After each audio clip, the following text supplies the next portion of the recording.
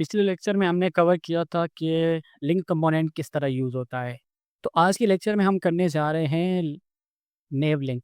तो ये react routing का हमारा लेक्चर नंबर 3 है। तो रिएक्ट राउटिंग में एक तो लिंक कंपोनेंट होता है, दूसरा कंपोनेंट होता है नेव लिंक। दोनों की फंक्शनैलिटी सेम है। लिंक कंपोनेंट के थ्रू भी हम मल्टीपल पेजेस में शिफ्ट हो रहे होते हैं, मीन्स कंपोनेंट कौन सा कंपोनेंट रेंडर हो रहा है, तो वो सब हम किससे अचीव करते हैं, लिंक कंपोनेंट से। हम अपनी इस जगह होम और लॉगिन को देखें तो हमारे यहाँ पता नहीं चल रहा है कि कौन किस पे क्लिक किया हुआ है। इस मीन्स कि हमें पता नहीं है कौन सा एक्टिव है, हमें सिर्फ कंपोनेंट से पता चल रहा है। तो इस चीज़ के लिए हमारे पास आता है नेवलिंक कंपोनेंट। नेवलिंक क्या करता है, हमें एक ऑप्शन देता है, हम अलग से इन पे स्टाइलिंग करें कि जो भी एक्टिव होगा उसकी डिफरेंट स्टाइलिंग होगी, जो इनएक्टिव होंगे उनकी डिफरेंट स्टाइलिंग होगी। तो इसके लिए हम क्या कर देंगे, लिंक लिंक के साथ हम नेव लिंक यहाँ पे इंपोर्ट करवा लें। और इस कंपोनेंट जो होम है, इसके नीचे हम दूसरा होम कंपोनेंट बना लेते हैं जो नेव लिंक के थ्रू होगा। तो हम क्या करेंगे, यहाँ पे नेव लिंक में हमने दे दिया होम, तो हमारे पास ये दूसरा होम आ गया। तो अब क्या करेंगे, नेव लिंक में हम क्या करेंगे, नेव लिंक हमें एक फंक्शनैलिटी देती है।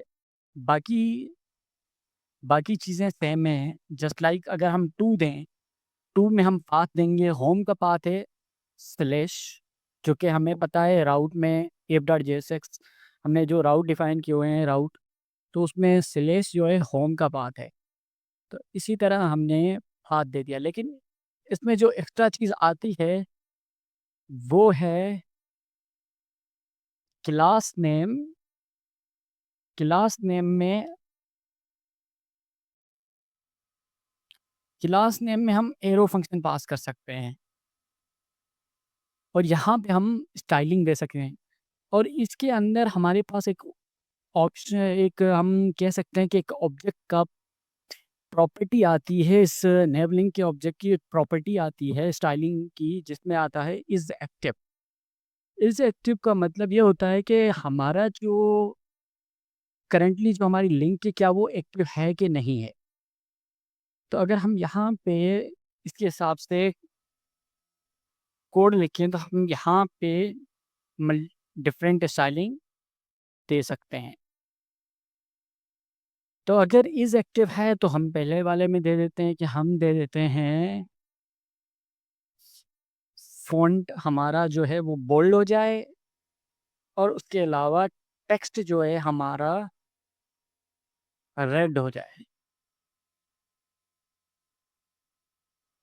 रेड कैल्विन सीएसएस है, कैल्विन सीएसएस में हम साथ में ओपेसिटी एक तो ये हमारे पास देख रहे हैं, हमारे पास एक्टिव है ये। अगर हम इस पे क्लिक करें या इस पे क्लिक करेंगे तो हमारे पास ये होम एक्टिव नहीं है, तो इसका कलर चेंज हो गया। अगर इस होम पे क्लिक करेंगे तो ये एक्टिव हो गया, क्योंकि स्लैश इसका भी पाथ है। तो अगर हम इस चीज़ के लिए हम क्या करते हैं, तो इसीलिए हम यूज़ करते हैं नेबलिंग कंपोनेंट। बाकी सब कुछ सेम है। तो हम इनको क्या कर देंगे, इस होम को हम हटा देते हैं।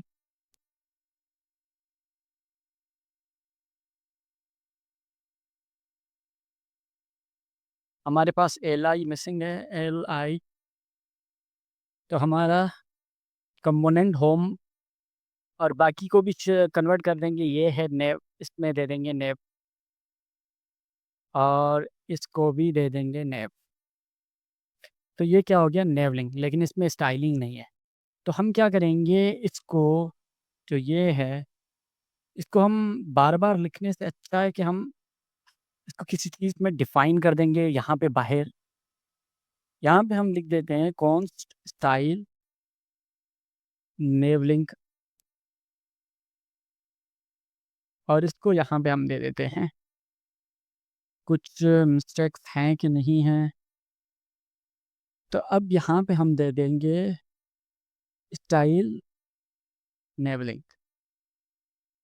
लेकिन क्या एरर है हम देख लेते हैं। तो यहाँ पे ये दे रहा है, होम पे फंक्शनैलिटी दे रहा है, बिल्कुल सही है। तो हम इसी सेम को कॉपी करके इसमें डाल देते हैं। तो अब क्या होगा, जो भी बटन क्लिक होगा हमें पता चलेगा कि कौन-सा जो हमारा कंपोनेंट है वो एक्टिव है, होम एक्टिव है या लॉगिन एक्टिव है। तो यही होता है हमारे लिंक कंपोनेंट, नेव लिंक कंपोनेंट में। तो लिंक कंपोनेंट हमने यहाँ पे लगा दिया है इसमें।